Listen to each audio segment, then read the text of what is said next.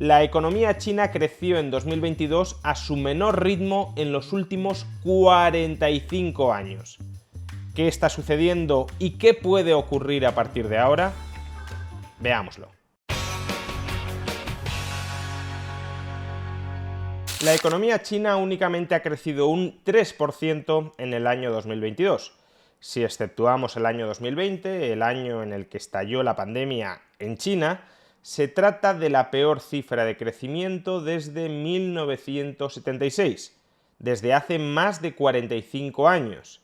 De hecho, en 2022, por primera vez en décadas, economías como la estadounidense o incluso como la española habrán crecido más que la economía china. Este crecimiento económico del 3% del PIB de 2022 con respecto al PIB de 2021 no solo es un crecimiento económico mucho más débil que aquel al que nos había acostumbrado durante años la economía china, crecimientos en torno al 10% o incluso en torno al 7%, sino que también es un crecimiento económico bastante más débil que aquel que se había marcado como objetivo el Partido Comunista de China en el año 2022, un crecimiento económico del 5,5%.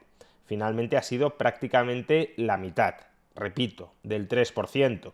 Y claro, uno puede argumentar con razón que no es posible, que no es factible que la economía china esté creciendo año tras año al 10% o incluso al 7%, que lo normal es que conforme un país económico se va desarrollando, su capacidad de crecimiento también se va debilitando. De tal manera que es perfectamente lógico que el crecimiento económico de China ya no vuelva a ser aquel al que nos tenía acostumbrados. Pero aún así, un crecimiento económico del 3% para un país con el nivel de desarrollo económico que tiene China sigue siendo un crecimiento económico bastante débil, bastante modesto. Por ejemplo, la renta per cápita de España en paridad de poder adquisitivo duplica la de China. Y aún así, durante los años 2015, 2016 o 2017, la economía española creció al 3% o por encima del 3%. Y estamos hablando, insisto, de una economía como España, que no es un ejemplo de nada, no es un ejemplo de dinamismo empresarial, no es un ejemplo de ahorro interno, de acumulación de capital, no es un ejemplo, en definitiva, de una economía que haya hecho las cosas bien hechas durante las últimas décadas para tener una economía vibrante y dinámica. Y aún así, una economía tan mediocre como la española, con una renta per cápita que duplica la de China, consiguió antes de la pandemia registrar crecimientos del PIB del 3% o por encima del 3%, que es, insisto, la tasa de crecimiento que ha alcanzado la economía china en el año 2022. En un vídeo de hace unos meses, de agosto de 2022, ya advertimos, por cierto, que 2022 iba a ser un mal año para la economía china. ¿Y por qué iba a ser un mal año para la economía china? En parte, en gran parte, por la política de COVID-0 que estaba aplicando el Partido Comunista de China y que estaba manteniendo la economía en suspenso. El segundo trimestre del año 2022 fue un trimestre económicamente hablando terrible, muy malo.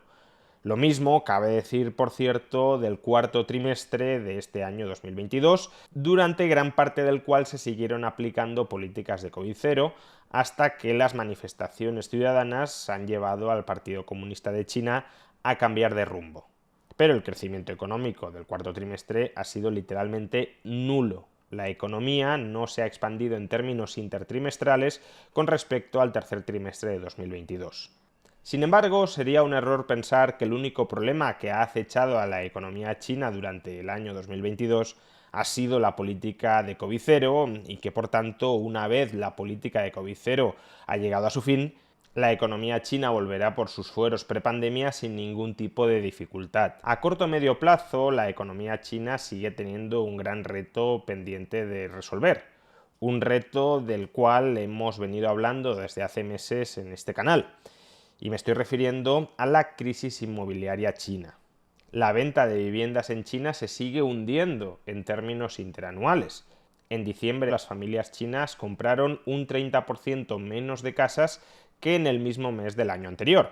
Y esto no está estrictamente relacionado, aunque desde luego habrá influido, pero no está estrictamente relacionado con la política de COVID cero, porque como podemos observar, a lo largo de todo el año 2022 se ha producido este hundimiento interanual de la venta de nuevas viviendas en China.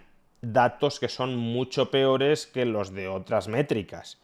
Por ejemplo, si analizamos la evolución de las ventas minoristas, de los ingresos de los comercios, observaremos que sí, que en el segundo trimestre de 2022 y en el cuarto trimestre de 2022 hubo un estancamiento o incluso un retroceso interanual, pero no así en el primer trimestre o en el tercer trimestre.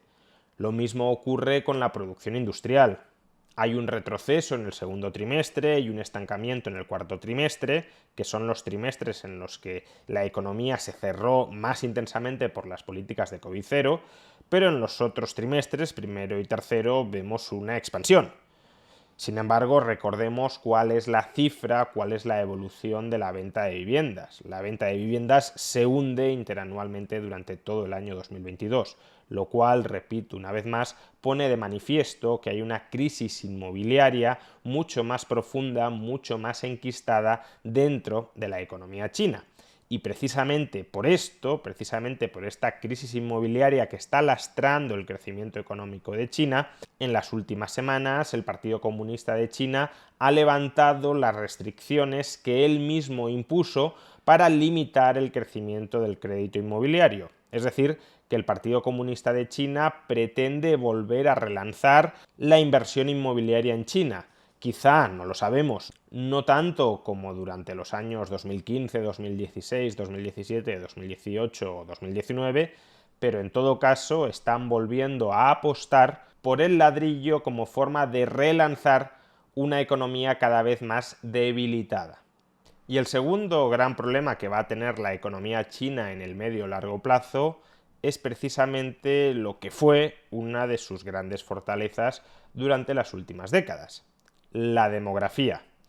Hoy no solo nos hemos enterado de que la economía china, como ya hemos expuesto, ha crecido a una de las tasas más modestas durante los últimos 45 años.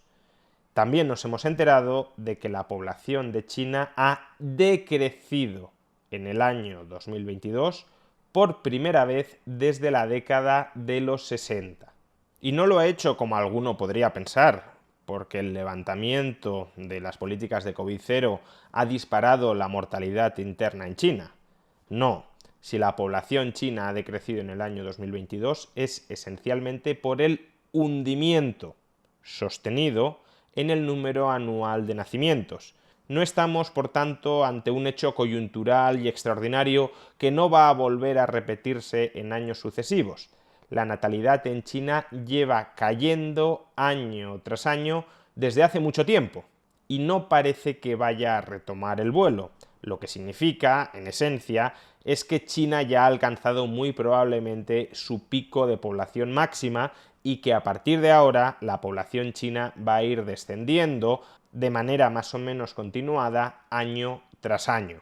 Y un país que va perdiendo población año tras año, un país que además se va envejeciendo, en el que cada vez hay menos gente joven, menos gente dinámica, menos gente que emprende, menos gente que innova, y más personas adultas, más personas ancianas, que ya no emprenden, que ya no innovan, que lo único que hacen es consumir el ahorro acumulado, es un país con mucho menos potencial de crecimiento.